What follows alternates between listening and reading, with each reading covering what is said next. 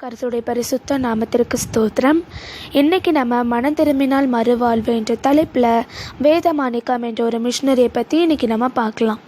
19ஆம் நூற்றாண்டில் கிறிஸ்தவம் கன்னியாகுமரி பகுதிக்கு வந்தபோது ஒவ்வொரு மக்களுமே நாகரிகத்தையும் நலமான வாழ்வு முறையவும் கற்றுக்கொண்டாங்க. சின்ன சின்ன தெய்வங்களுக்கு முன்னாக குனிந்து கிடந்த ஒவ்வொரு மக்களுமே இயேசு கிறிஸ்துவுக்குள்ளாக தலை நிமிர ஆரம்பித்தாங்க. இந்த காலத்தில் 1750 வருஷத்துக்கு பின் பிறந்தவர் தான் வேதமாணிக்கம். சிறு வயதிலிருந்தே சிவபக்தராகவும் உண்மை ஆன்மீகம் ஆகியவற்றை தேடுறதுல உயர்ந்த உறுதியுடையவராகவும் காணப்படுறாரு. 1799 வருடம் சிதம்பரம் என்ற ஒரு இடத்தை நோக்கி புண்ணிய பயணம் மேற்கொண்டார். அங்கே நடைபெற்ற ஒவ்வொரு வழிபாடுகளுமே இவருக்கு வெறுப்பையும் ஏமாற்றத்தையும் மட்டுமே தந்தது. இதனால் ரொம்பவுமே மனமுடைந்து போன வேதமாணிக்கம் அங்கிருந்து ஒரு தூணில் சாய்ந்து அப்படியே உறங்கிவிட்டார்.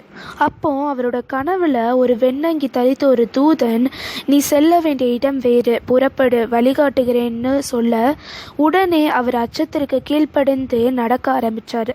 தஞ்சாவூரில் கோலா போதகர் என்ற ஒரு போதகர் மூலம் கிறிஸ்துவோட சத்தியத்தை அறிந்த இவர் ஞானஸ்நானம் பெற்று ஒரு புதிய மனிதரானார். தான் பெற்ற இன்பத்தை இந்த வையகமே பெறணும்னு ரொம்பவுமே வாஞ்சியாக இருந்தார். உடனே தன்னால் முடிஞ்ச வர உறவினர்கள் எல்லோருக்குமே கிறிஸ்துவை பற்றி அறிவித்து அவர்களையுமே ஞானஸ்நானம் பெற செய்தார். ரிங்கல் தௌபே என்ற ஒரு மிஷினரி மூலமாக நிறைய திருச்சபைகளை கட்ட உதவினார். மயிலாடி என்ற ஒரு ஊர் வேதமாணிக்கத்தால் ரொம்பவுமே கிறிஸ்துவுக்குள்ளாக பிரகாசிக்க ஆரம்பித்தது.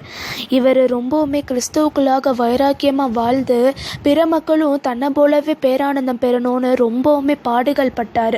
கிறிஸ்துவை பற்றின சுவிசேஷத்துக்குள்ளாக பாடுகள் பட்டார். நிறைய பாடுகள் பட்டு நிறைய மக்களை கிறிஸ்துவுக்குள்ளாக வழி நடத்தவும் செய்தார். கண்டிப்பாக நாமளும் இவரை மாதிரியே இருக்கணும். நாமளும் கிறிஸ்துவை ஏற்றுக்கொள்ளாமல் இருந்தோனாலோ இல்லை கிறிஸ்துவ அறிந்தும் தவறு செய்துட்டு இருந்தோனாலோ உடனே அந்த பாவத்திலிருந்து நம்ம விடுபெறணும். மெய்யான தேவன் கிறிஸ்துவானவர் அவர் தான் என்பதை நம்ம உணர்ந்து கொள்ளணும். ஒரு ஜெபத்தின் மூலமாக கிறிஸ்துவானவர்கிட்ட நம்ம எதையும் பெற்றுக்கொள்ளலான்னு ஒரு மிஷினரி ஸ்டோரியில் கேட்டோம். அதே மாதிரி தான் ஜெபத்தின் மூலமாக எதை கிறிஸ்துவின் இடத்தில் கேட்டாலும் அது கிடைக்கப்படும். அப்படி இருக்கும்போது ஒவ்வொரு உலக மக்களும் மாறணும்னு நம்ம ஜெபிக்கணும். இன்றைக்கி நம்ம கேட்ட இந்த மிஷினரி கதையை நம்மளோட ரிதத்தில் தியானித்து கொண்டு நடக்கலாம். நாளைக்கு இன்னொரு மிஷினரி கதையில் சந்திக்கலாம். God bless you.